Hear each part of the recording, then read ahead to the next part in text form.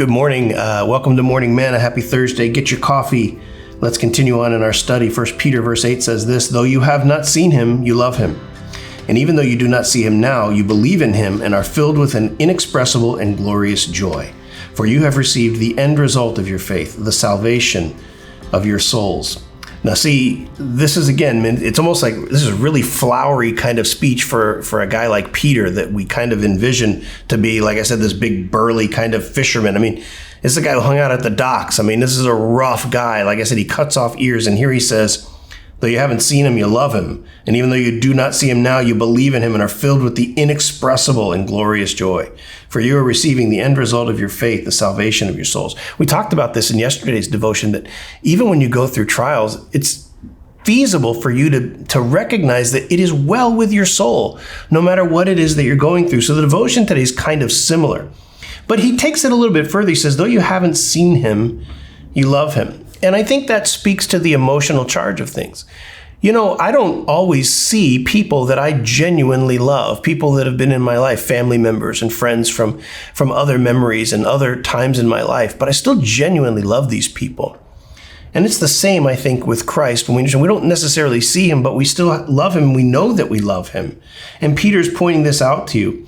It says, even though you don't see him now, you believe in him and are filled with an inexpressible and glorious joy. You ever had somebody that you can count on? Somebody that you know that if you say, hey, I need this to get done. I'm not going to be around, but I need you to cover these bases for me. And you have that knowledge and that peace of mind of knowing that it's going to get done.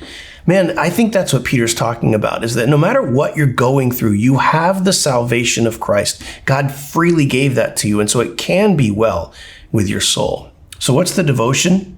Kind of the same that it's been every day this week. We can rejoice in the midst of trial and chaos and circumstance, that nothing should be able to shake our faith. Now, it might make us question some things, and it might make us want to research more, and it might make us, really, maybe not question our faith, but question why.